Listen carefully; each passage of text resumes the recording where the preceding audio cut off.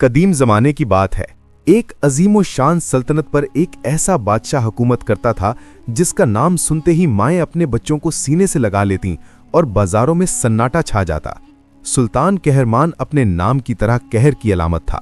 उसका महल संगे मरमर से नहीं बल्कि रियाया के खून और पसीने से तामीर हुआ महसूस होता था।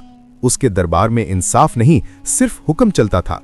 जरा सी लग्जिश पर सर कलम कर देना या जिंदा दीवार में चुनवा देना उसके लिए कोई मामूली बात थी।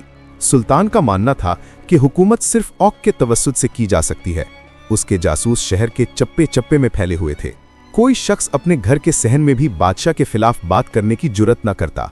गरीब किसानों का गल्ला जबरदस्ती छीन लिया जाता और शाही गोदाम पर दिए जाते, जबकि अवाम भूख से बिलखते रहते। सुल्तान के जमीन पर कभी हमदर्दी के कोई शिकन न उभरी थी। वो एक चीतम की तरह सख्त और बेहिस इंसान था।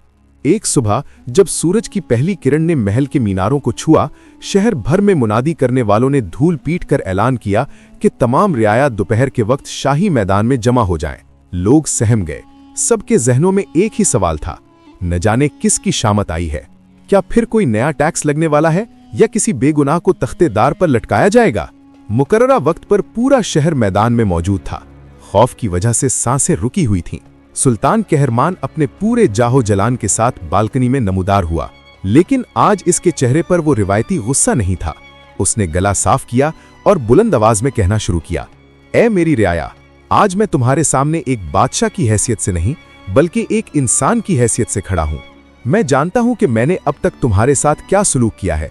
मेरी सख्तियों ने तुम्हारे घरों के चिराग बुल किए और तुम्हारी आंखों में आंसू दिए, लेकिन आज उस सूरज को गवाह बनाकर मैं तुमसे वादा करता हूं कि अब कहर का दौर खत्म हुआ।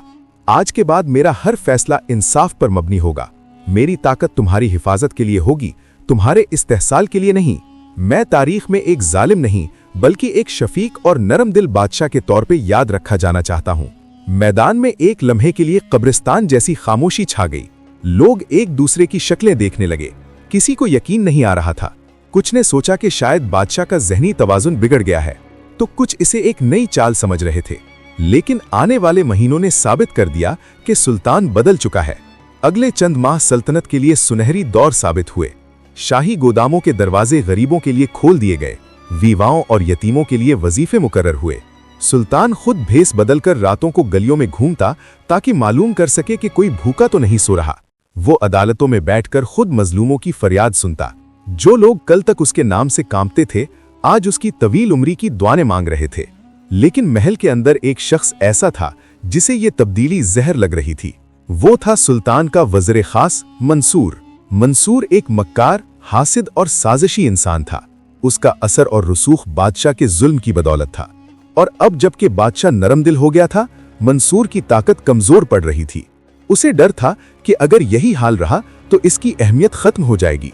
एक शाम जब सुल्तान अपने शाही बाग में अकेला बैठा गुरूबे आफ्ताब का मंजर देख रहा था, मंसूर दबे कदमों वहां पहुंचा।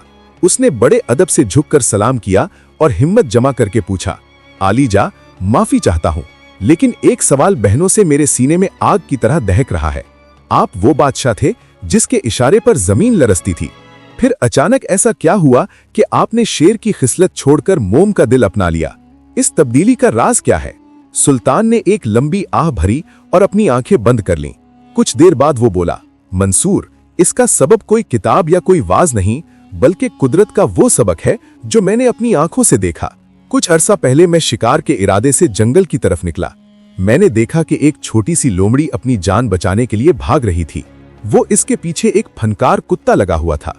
लोमड़ी बेदम हो चुकी थी। उसे सामने अपना हार नजर आया। वो इसमें छलांग लगाने ही वाली थी कि कुत्ते ने उसकी पिछली टांग पर जोर से झपटा मारा और उसे बुरी तरह जख्मी कर दिया। लोमड़ी दर्द से बिलबिला उठी, लेकिन अपनी बाकी हिम्मत जमा करके घसीटती हुई बिल में झुक गई।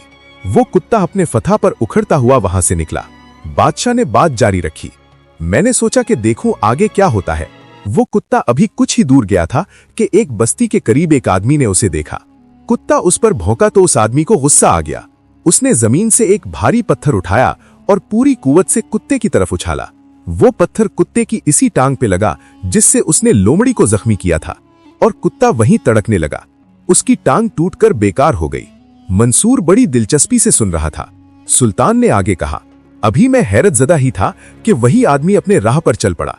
अभी उसने चंद कदम ही उठाए थे कि एक घोड़ा बदक कर उसकी तरफ आया और उसने ऐसी दुलत्ती मारी कि उस शख्स की टांग भी इसी जगह से टूट गई जहां उसने कुत्ते को पत्थर मारा था। वो शख्स जमीन पर गिरा, तड़प रहा था कि घोड़ा खौफजदा होकर भागा और आगे एक गहरे गड्ढे में जा गिरा, जिससे उसकी अपनी टांगें भी टूट गईं।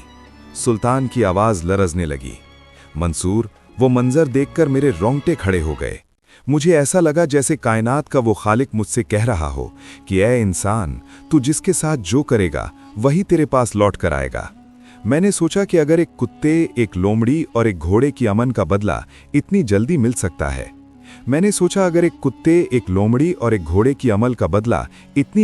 सकता है, तो मैं जो हजारों इंसानों पर जुल्म कर रहा हूं, मेरा अंजाम क्या होगा।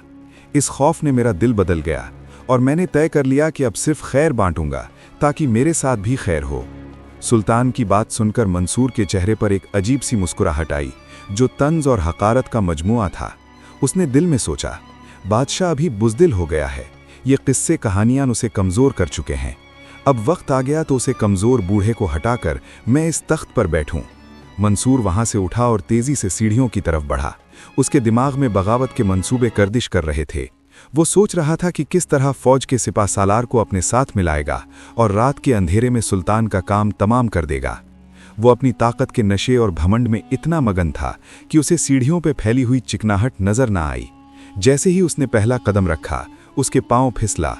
वो संभलने की कोशिश में पीछे मुड़ा, लेकिन तवाजुन बरकरार न रख सका और सर के बल नीचे गिरा, जिसके गर्दन महल के संगला सीढ़ियों के तेज कोने से टकराई।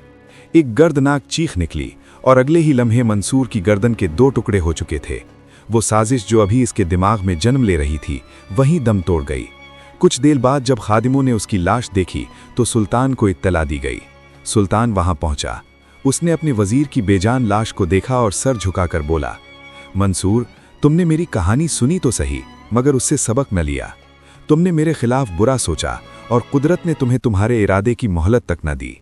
ये कहानी सिर्फ एक बादशाह या वजीर की नहीं, बल्कि रहती दुनिया तक हर इंसान के लिए एक सबक है। जिंदगी एक गूंज की तरह है, आप जो बोलेंगे वही आपको वापस सुनाई देगा। दुनिया में सबसे बड़ी दानाई ये है कि किसी का बुरा न किया जाए। अगर आप किसी के लिए गड्ढा खोदते हैं तो याद रखें कि उसकी गहराई आपके अपने कद के बराबर होती है। अच्छा करें और तय करें, उम्मीद अल्लाह से रखें। अच्छा करें और सिले की उम्मीद अल्लाह से रखें, क्योंकि इंसान सिला देने में बुख्ल हो सकते हैं, लेकिन वो खालिक अपने बंदों की नेकी को कभी ज़ाया नहीं करता। और अगर आप बुरा कर रहे हैं तो ये मत समझें कि अंधेरा आपको छुपा लेगा। उसकी पकड़ बेआवाज़ है, और जब वो पकड़ता है तो बड़े से बड़े जाबिर सुल्तान भी मिट्टी में मिल जाते हैं। ज़मीन पनाह नहीं देती और गुनाहों का खमियाजा इसी दुनिया में भुगतना पड़ता है। अच्छा बनो, क्योंकि अच्छाई ही वो वाहिद चीज़ है जो फना नहीं होती। उम्मीद है ये कहानी आपको अच्छी लगी होगी। दोस्तों, कमेंट्स में अपने राय का इजहार ज़रूर कीजिएगा। हमारे चैनल को सब्सक्राइब कर दीजिएगा। वीडियो देखने का बहुत बहुत शुक्रिया। अस्सलामु अलैकुम वरहमतुल्लाहि वबरकातहू। हसन अल बसरी कुरान एकेडमी के साथ कुरान सीखें। हम दुनिया भर में स्काइप, जूम और व्हाट्सएप के जरिए कुरान की तालीम देते हैं। हम मुब्तदियों के लिए कुरान तजवीद के साथ किरत कोर्स, कुरान तर्जुमा, कुरान हिफ्ज और तफसीर के कोर्सेज पेश करते हैं। काबिल और तरबियत याफ्ता फीमेल और मेल असातिज़ा के साथ कुरान सीखें। हमारे साथ शामिल होने के लिए जल्दी करें। हमारी वेबसाइट विजिट करें hasanalbasriquranacademy.com। WhatsApp number 030639703776।